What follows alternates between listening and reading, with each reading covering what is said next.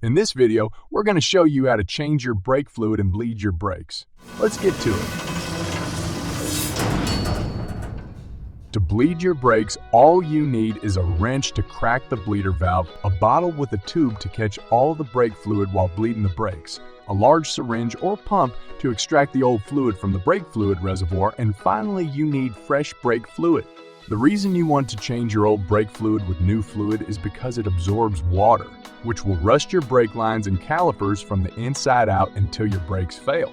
Another danger of water inside your brakes is that this will boil during intensive use, which creates gas.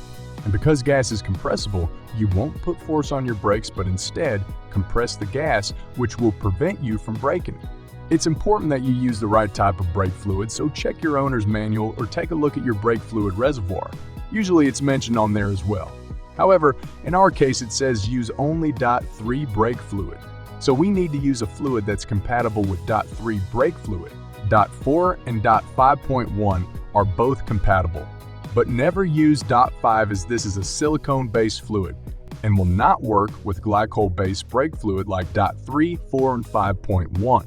.5 brake fluid is only compatible with .5 fluid, so make sure you don't mix up the 5 and 5.1. If you're not sure what fluid the previous owner put in your car, you can quickly test this by taking a bit of the old fluid and mixing it with water.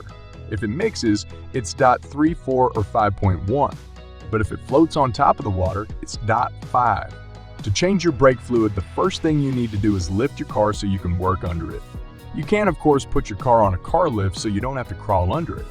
But if you don't have access to one, we put a link to our video on how to safely lift your car and put it on jack stands down in the description below so you can safely work under it. So make sure to check it out. To bleed the brakes, you need to start at the wheels furthest away from the brake fluid reservoir. So first bleed the passenger side rear followed by the driver side rear. Next bleed the passenger side front and finally bleed the driver side front brake. Before opening the brake fluid reservoir, thoroughly clean the top side so no dirt or debris falls in when opening it. Then take the cap off and cover the surrounding area with rags or old towels. Remember, brake fluid is corrosive and will damage your paint if you spill it. Then take your pump or large syringe and extract all of the old brake fluid from the reservoir. Try to get as much out of there as possible, along with the dirt or gunk that might have accumulated at the bottom. It's very important to get this last bit out as this is the lowest point where all the gunk accumulates. So get the tube in there until it hits the bottom and extract it.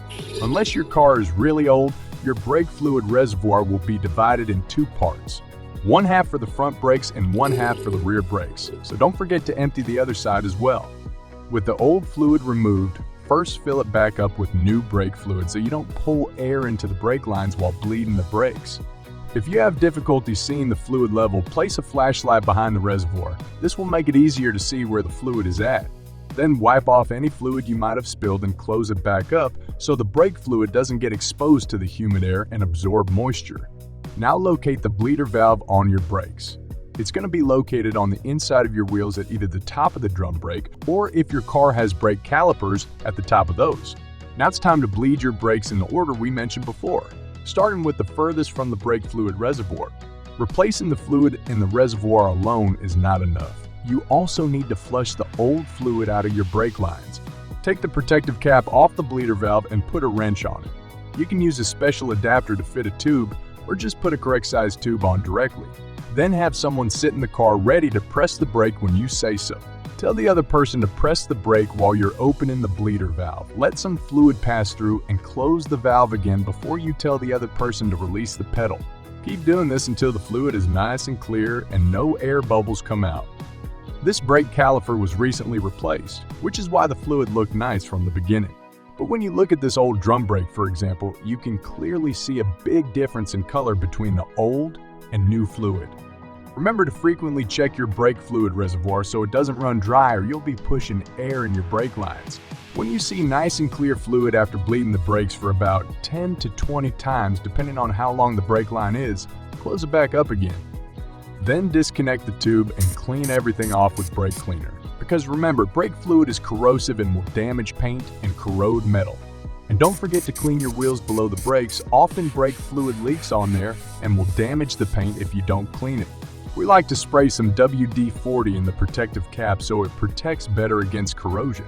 With everything installed and clean, the only thing left to do now is fill the brake fluid reservoir back up again. So grab the correct type of brake fluid compatible with the old fluid and fill it to the full indication.